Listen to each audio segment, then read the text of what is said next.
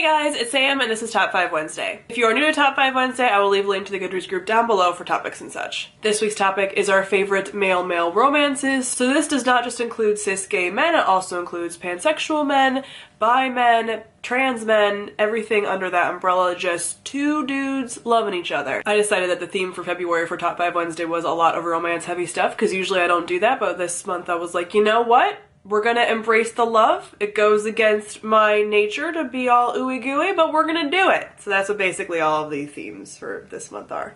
You are welcome.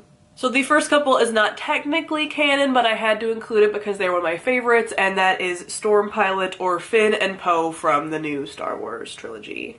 I adore them. There wasn't a lot of them in the last movie. There weren't a ton of shippable moments, but there were enough. Not quite as much as The Force Awakens, but enough, and the fandom keeps me alive whenever I see something with them, or fan art or anything like that, little one-shots. I don't read a lot of fan fiction, like full-blown fan fiction, but I do see a lot of one-shots on Tumblr and stuff, and I just enjoy them. I find them very cute. I find bisexual Poe to be canon.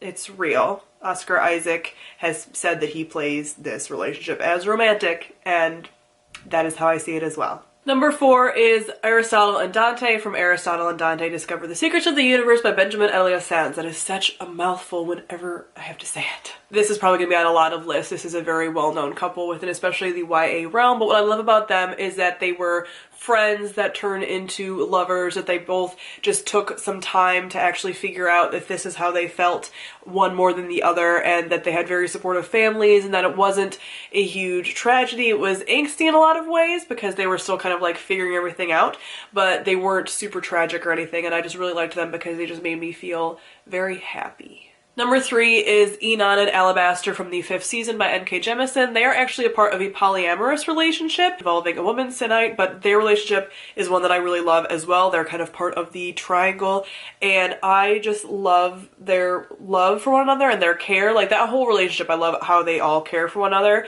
but Alabaster in particular just is so attached to Enon, and it's just like, it hurts my heart so much because I just love them so much, and I like their dynamic, and I like the whole polyamorous dynamic, and they just mean a lot to me. Polyamorous couples mean a lot to me, but I just really liked their particular branch and just their feeling and their longing for one another and all of that. They just make me very happy.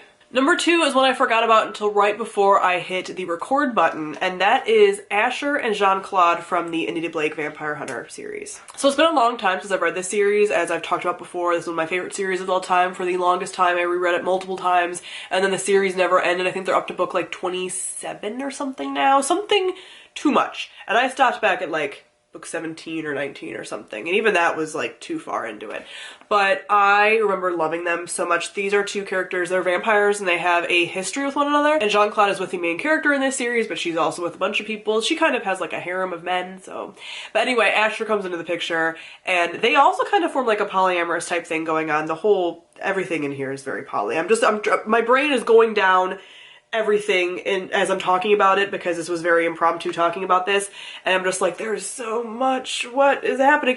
But anyway, their relationship is really great because in the past they had a relationship, and there's a lot of angst involved with this one, let me tell you, and I love them, and they have this like deep connection after like all of these years, and they are like so connected to one another and so still attracted to one another, but there's a lot of like hurt there and a lot of stuff that they have to repair, and it's just, it makes me very emotional to this day, and I can't even pinpoint exact moments in their relationship because it's been so long since I've read this, but I still get the feeling of the hurt that I went through, but also the happy times.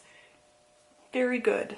And speaking of pain, number 1 is Achilles and Patroclus from the Song of Achilles by Madeline Miller. Now, this is not for everybody. If you don't like tragic love stories of any kind, whether they're gay or straight or anything, you're not going to like this. I like tragic love stories almost always. So it doesn't matter. I'm pretty much okay with it. I like having my heart hurt. I'm okay, and I went into this knowing that's what this was. Now, if you go into this not knowing that this is going to be tragic, although if you know anything about Greek mythology and the Greek epic poems, you should probably know this is going to be tragic, but if you don't know that, then I can see people being upset. I knew going in what I was getting into, and I was completely okay with it, even though it still hurt me. These two are like the original gay OTP. I just love them, and they were, again, friends that grew into lovers and were very bonded, and like their souls are connected. It just, I can't speak to a lot of it in case some of you don't know the story of Achilles and Patroclus, but they are not two bros being bros. They love each other so much.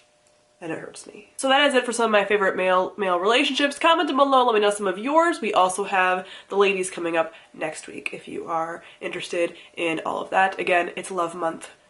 We're embracing Love Month here on Top 5 Wednesday. So thank you all for watching, and I'll see all of you guys soon. Bye!